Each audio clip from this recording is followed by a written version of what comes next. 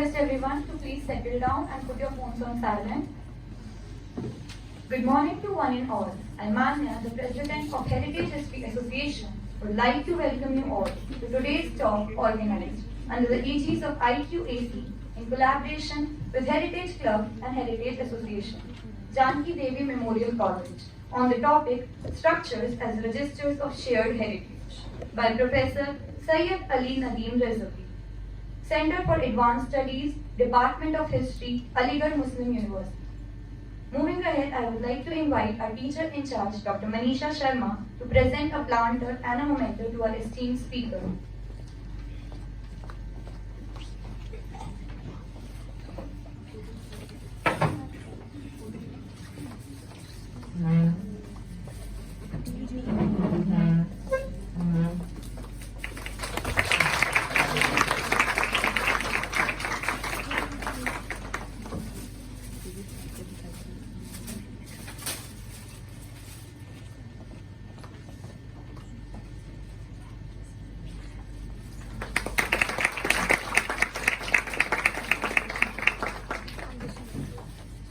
Thank you, ma'am. Now I request the convener of Heritage Club, Professor Manisha Agnihotri, to please introduce the speaker.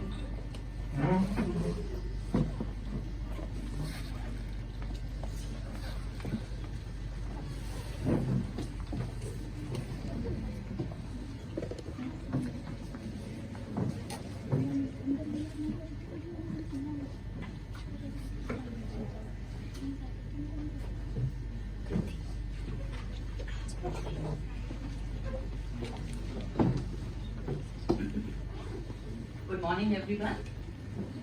Today, on behalf of Heritage Club and Heritage History Association, Association of the History Department, I would like to welcome Professor Nadeem Rezavi.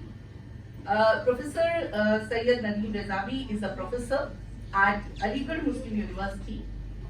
He was Charles Wallace Fellow in 2007 and visiting fellow of Maison de Sciences de Loma in 2007. In 2008, he is one of the visiting fellow of the Shia Institute, London.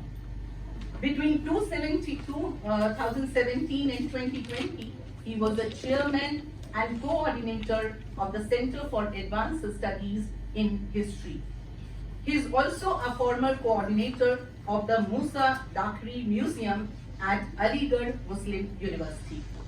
At present, Professor Rezavi is the president of the Aligarh Society of History and Archaeology, treasurer of Aligarh Historians Society, and the secretary Indian History Congress.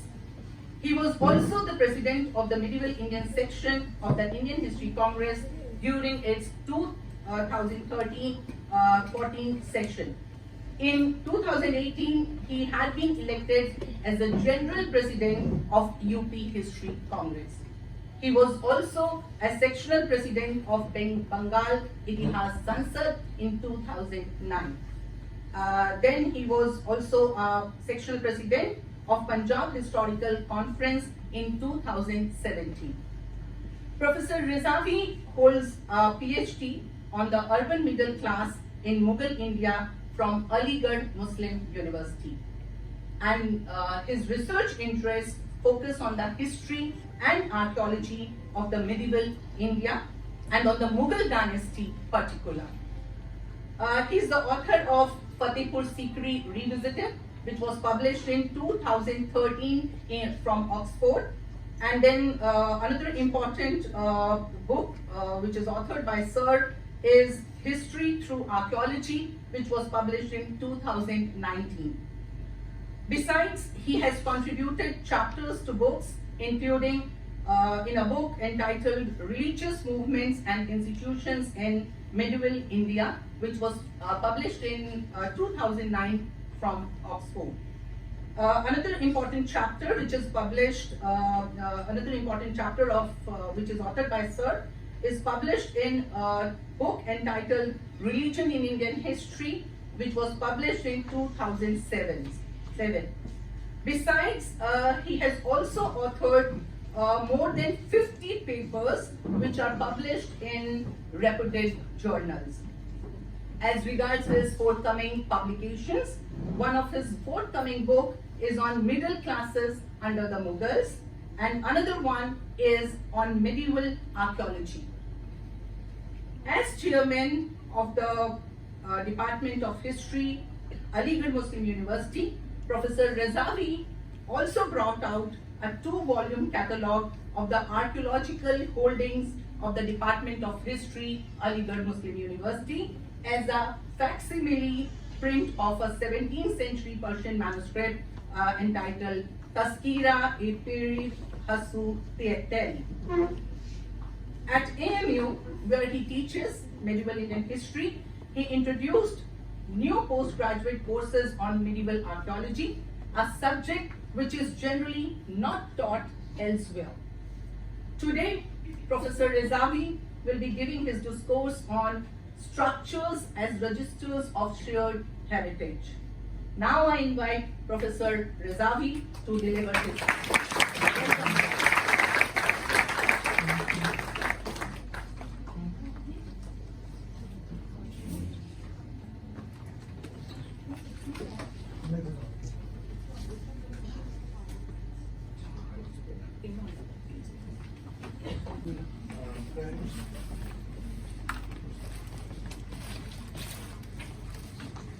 After a very hyperbolic introduction, these introductions are very formal ones in which even those who are unlettered are supposed to be great scholars. That is the way our functions start. Everyone who would come before you would be told he's a great scholar, although by the time that he leaves, you know that he was not. I would self-introduce myself that perhaps this is my 3rd time that I am visiting this particular lecture theatre. Naturally, perhaps most of you would not have been there. I came before the pandemic, both the times. Once I was asked to speak on for the good secret.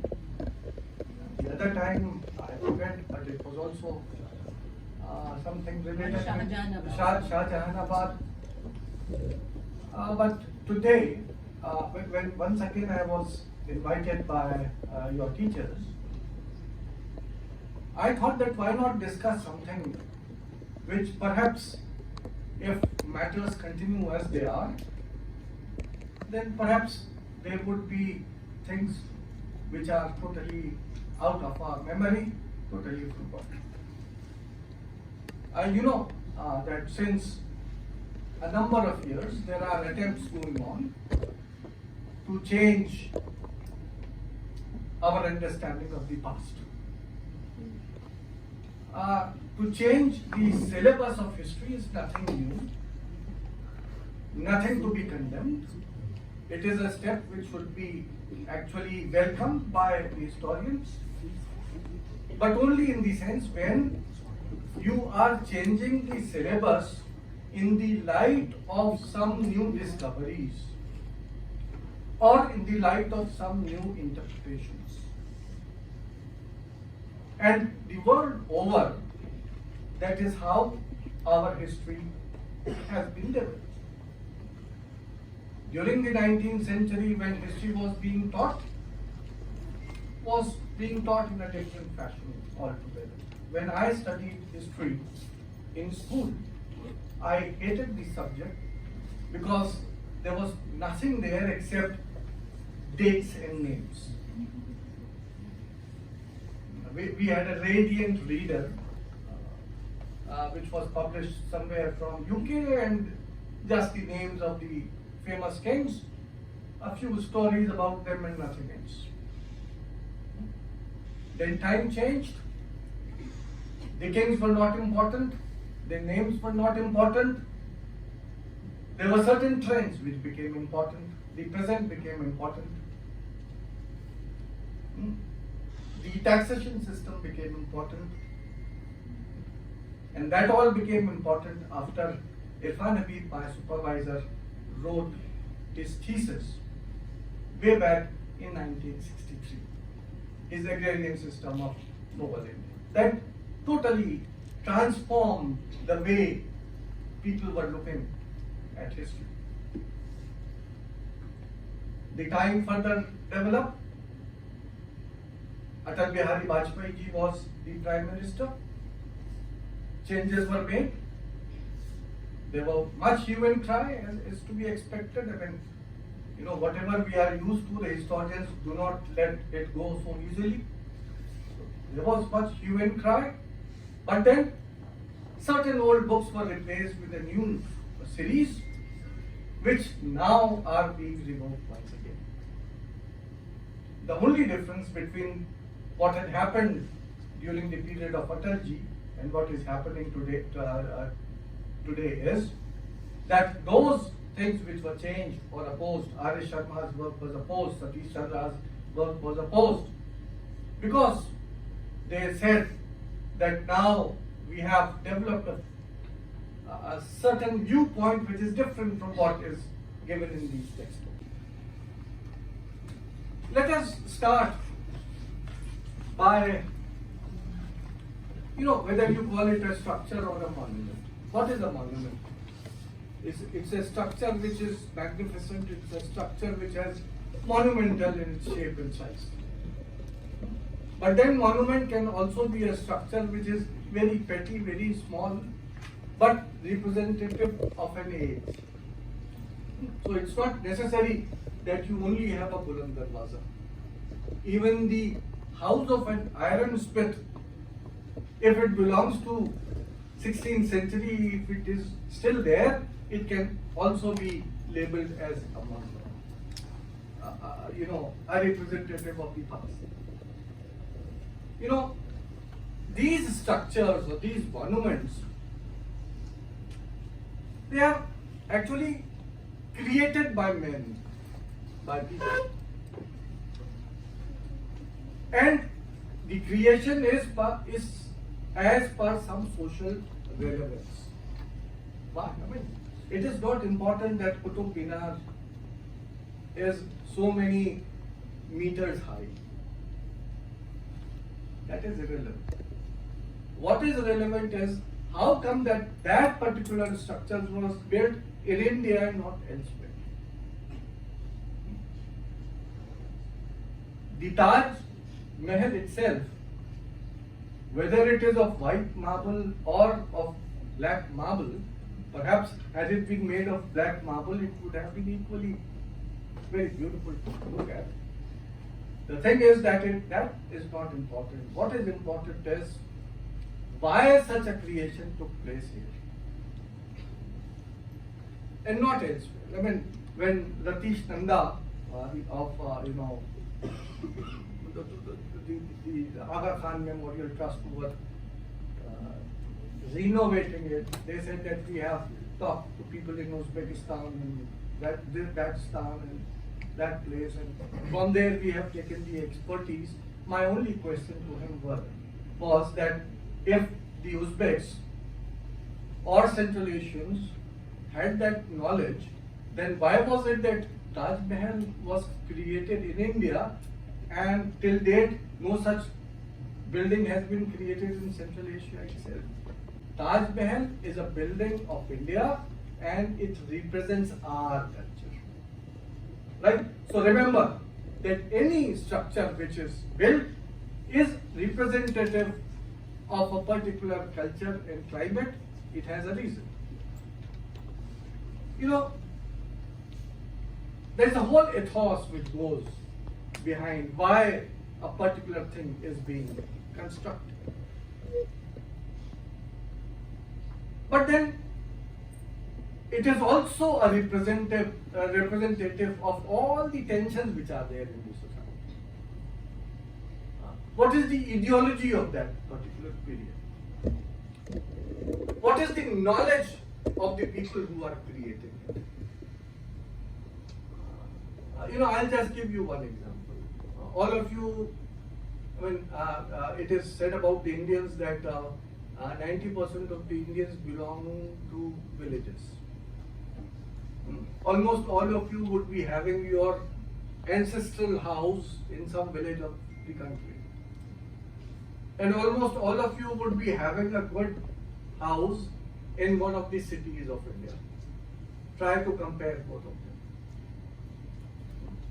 Your ancestral village house, when you go to your village, when I go to my village, I really feel very comfortable in that house. But when I imagine that had that particular structure been built in the place where I am staying today, perhaps it would have been here. Why? Because there is a different culture, there is a different ethos, there is a different atmosphere and climate which is there in a village where you enjoy that type of architecture. You cannot enjoy that. Imagine, in today's houses, what do we have? We have, a sitting room within which you have also the kitchen with the wall removed from in between. Just imagine in a village, if your kitchen is next to the place where you are sitting, perhaps 24/7 you would be just coughing because of the smoke and the smell which would be coming out there. In the towns, the system is different. You can afford that. I'm just giving an example. Then technology. Technology is also very important because without technology, no structure. How one structure is being built, I am showing you, for example, this Qutub Minar. There is not only a minaret, but there is also an arch. Not only an arch, but also certain pillars, which we are told are the temple pillars. So, as soon as you see this monument, there are a number of things which come to mind. There was a clash. There were certain religious structures whose material was used either by breaking them or reusing them. A new shape was tried to be duplicated. The arch, which was not known in the country. What the Indian masons were knowing was the Trabeate technology. Along with Trabeate, they knew something about corbelling. You had those shikharas. Now suddenly you have been given a shape of an arch. You are asked that an arch should be made. So how do they make it? They make it in the same fashion as they would be constructing the shikharas. So it is not only the clash of two people which are represented here, but also the technology which was known during that period of time.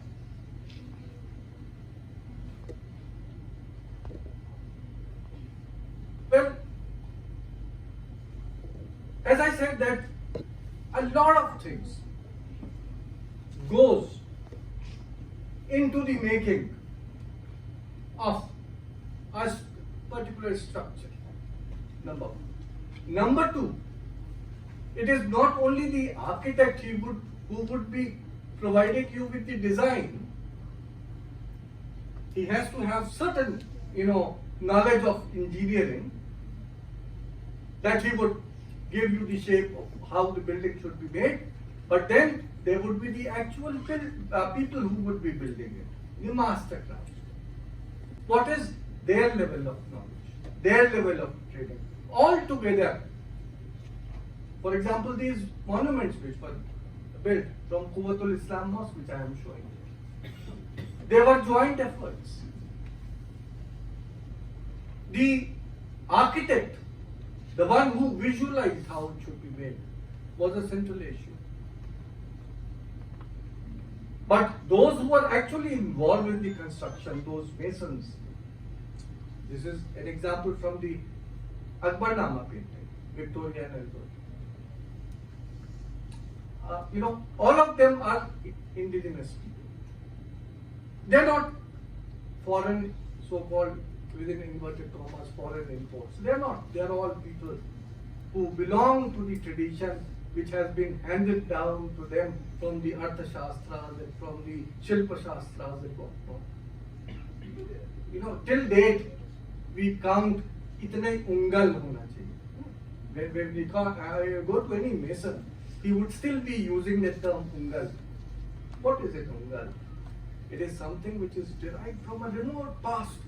That is how the tradition is still continuing. But ask the architect, would he be using this term? No, he would be using the terms which are being taught to him in the various, civil engineering colleges where he is getting trained. He would be calculating on the basis of the new dimensions, but the mason who is actually building them would still be counting on the basis of something which he had inherited from his ancestors. So both of them would come together to form a structure which survive. I said that the Central Asian architect, a person who was, let me talk in the present day terms, who was a Muslim. आजकल यही है ना, हिंदू मुसलमान. So a Muslim architect made the plan कि भैया अजान देनी है, नमाज पढ़नी, religious activity. Remember that these religious structures, so-called religious structures, were actually semi-religious. They were also theaters of performances. All type of public activity. Do you imagine that even in the royal temples, it was only prayers which were being held? No. They were the places of royal performance. Right? So was the case with these Jami masjids, the great mosques which were being constructed. They had, derived from religious architecture, but they had a different function also where they had to perform. And the design is being given by a Muslim architect from Central Asia, create a dome. The mason, the craftsman who is involved, he has never seen how to make it. Never seen a dome, never knows how to construct it. So what does he do? This is Quwwatul Islam Mosque in your own city. The result is conical domes. If you go to Quwwatul Islam Mosque today and you look at the main prayer chamber, it doesn't have a roof. Dome tha, nahi tha, kya tha. The only thing is that how the pillars have been placed there, you can form an idea that yes, it was also once covered with a dome. The actual ceiling is gone. Why it is gone? Because the technique was that old Traviate when where all the weight is falling on the walls. So जब भी कोई ज़लज़ला आएगा, कोई problem आएगी, कोई calamity आएगी, the structure is going to come down. So almost all the domes, that is why they have collapsed. Taj Mahal का इतना बड़ा सा dome, it still survives because it's a different technology altogether. It's weightless. But here in this structure, the domes which were being created based on old technology. And who were the masons? They were the indigenous people, the Hindus. The end result, Quwwatul Islam Mosque is a structure having a new shape, Islamic, but built on a technology which was old Hindu. So don't call Quwwatul Islam Mosque as the first Muslim structure. From the first structure which is being built, it is being built on a collaborative basis.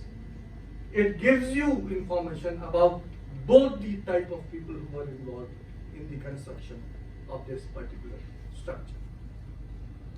Pay attention to the pillars of this structure. They are actually two pillar shafts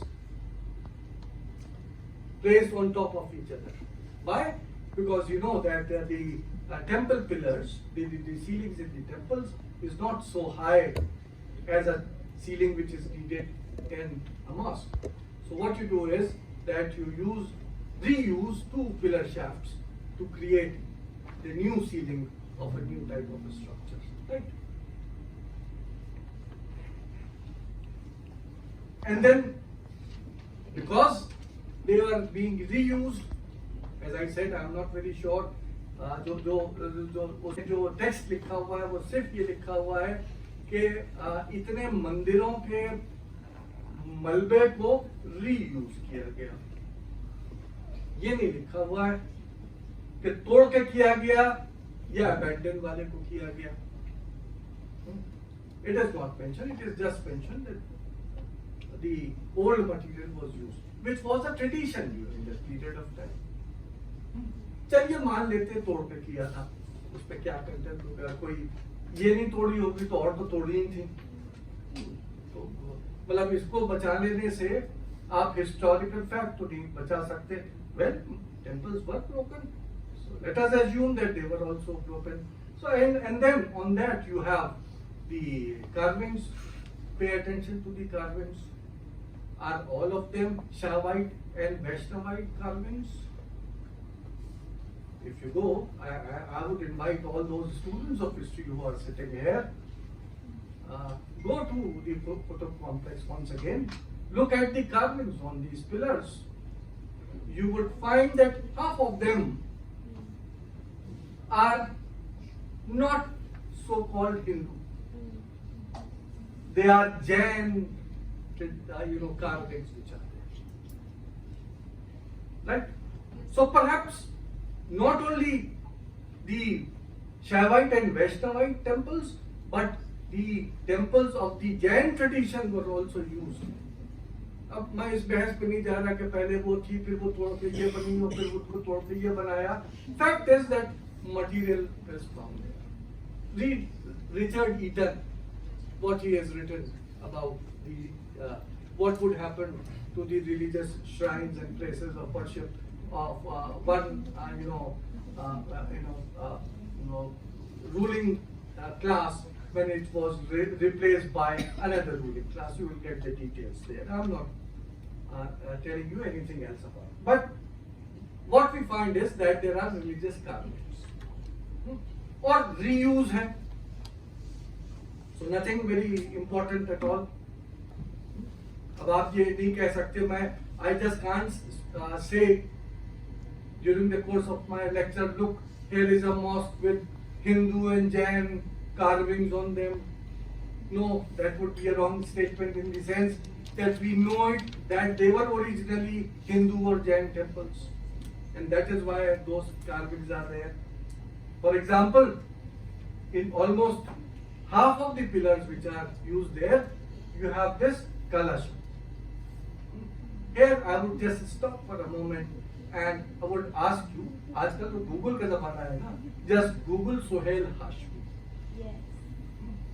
He has delivered a number of lectures, and he has delivered a beautiful lecture along with slides, where he has traced this origin of the kalashas from very remote past, all over the world, down to the right. So, not very surprising that Kalasha is depicted, shown at the Quwwatul Islam Mosque. But then, when this very mosque was extended, first during the reign of Iltutmish, and then the reign of Alauddin Khilji. Now there is no reference of reuse of material. New carvings, new material, new everything. But still what do we find? The Kalash. You know, Kalash is something which is related with something pious. And when a pious building is being made, those stone cutters of Hindustan are just knowing that we are building a sacred structure. And how do they show that sacredness? Through using, applying those things which were typical to their sacred uses. And what is more important is that the new elites were allowing that sacrality to be continued within the structures which they were creating and building. There, in that slide, what is written there? Bismillahirrahmanirrahim. The kalama, the Muslim incantation, and along with that, the kalasha, which actually shows the creation of life. That is the pot through which all type of plants and other things are coming up. Look at Aligarh in the same complex. Repeatedly, the Kalash motif has been used. It is not a material derived from the temples at all. हाँ पहला वाला था जो मैंने आपको दिखाया, लेकिन अब जो बिल्डिंग्स बन रही हैं, जो बनाने वाले हैं, क्रिएट करने वाले हैं, फंड करने वाले हैं, स्पॉन्सर करने वाले हैं, they are all Indians. They might be Alauddin Khilji, they might be coming from whatever. Now they are Sultan of Delhi, and it is their culture which they are depicting there. The artist, the carver, the stone cutter, उसी tradition में वो है, वो दिल खोल के उसको बना रहा है और ये दिल खोल के उसको एक्सेप्ट कर रहा है. And this is one of the places, मैंने इसीलिए जो शुरू ही कुव्वतुल इस्लाम कॉम्प्लेक्स से किया है, जिसको कहा जाता है, आजकल पूरा मूवमेंट चला हुआ है कि साहब, here is an example where